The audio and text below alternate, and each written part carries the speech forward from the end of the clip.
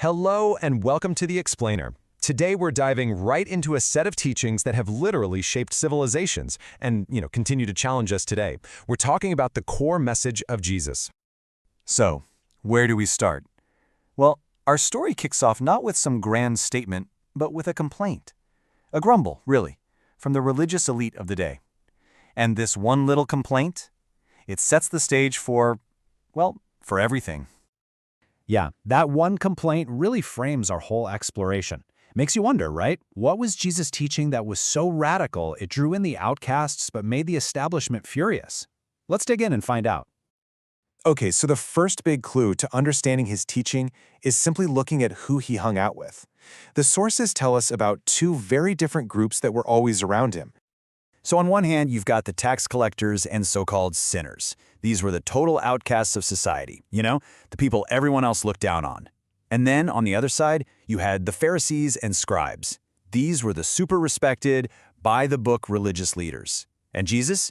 He didn't just tolerate the first group, he actively welcomed them. And for the religious leaders, this was an absolute scandal. So you have to ask why. Why did he welcome them? Well, instead of giving a lecture, Jesus told stories. And two of the most famous ones, the parables of the lost sheep and the lost coin, they paint this incredible picture of a God who doesn't wait for people to find him, but who actively goes out and searches for them. And if you look closer at these stories, they break down what this love actually looks like. It's not some vague feeling. It's a pardoning love, one that welcomes the people society calls unworthy. It's a particular love. The shepherd leaves 99 sheep just to find that one. It's also persistent, like the woman who sweeps her entire house for one lost coin. And finally, it's a protective love, where the shepherd literally carries the found sheep home to safety. This isn't just talk, it's love in action. And the result of all this searching? The payoff? Pure joy. We're not just talking about tolerance, like, okay, you can come back now. No, it's a full-on celebration, a party in heaven for the one sinner who returns. Okay, so this idea of a welcoming, searching love was already pretty radical, but it gets even more intense. This love was tied to an even more challenging claim, a claim of ultimate and, let's be honest, pretty controversial authority. And here it is. This one line from the Gospel of John is probably one of the most direct, definitely one of the most debated things Jesus ever said. This statement just raises the stakes completely. It takes his message from, here's how to be a good person, to something way, way more exclusive. Now, for those who take this claim at face value, they point out that it's not a one-off thing. There's a whole pattern in the source texts. Jesus wasn't just acting like a good teacher. He was making these audacious claims that he was divine, that he existed before Abraham, that he would be the final judge of everyone. And you know who got it? His enemies. The sources say they understood exactly what he was claiming, and that's why they charged him with blasphemy, for making himself equal to God. So this brings us to a really important question, especially for us today. In our world, which is full of different beliefs and ideas, how do people make sense of a statement that sounds so exclusive? And this is where you see a major split in interpretation.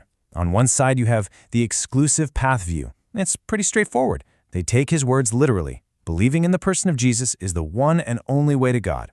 But on the other side, there's a different take.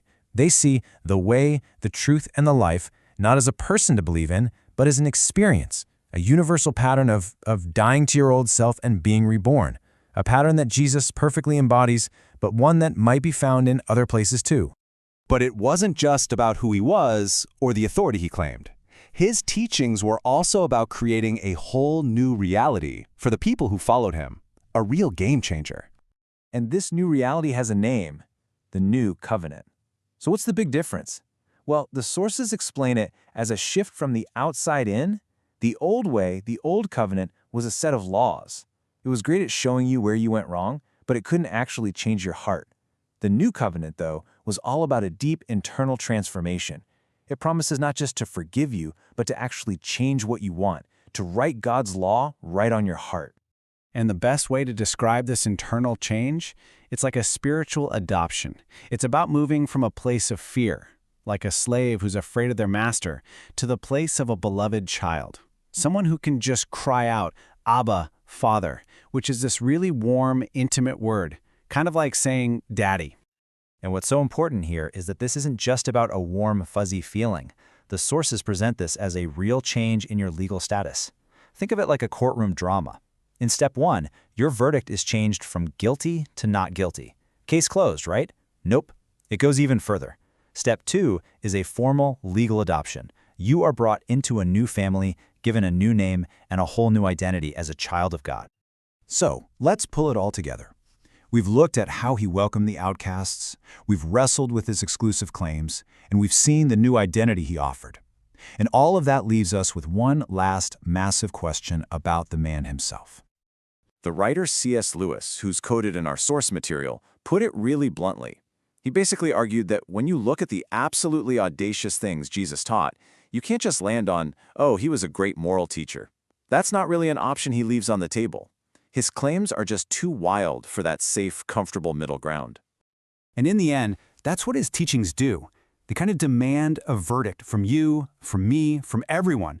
They push us past just admiring him as a historical figure. They leave us with a choice that has been echoing for 2,000 years. And what you decide? Well, that's the ultimate takeaway.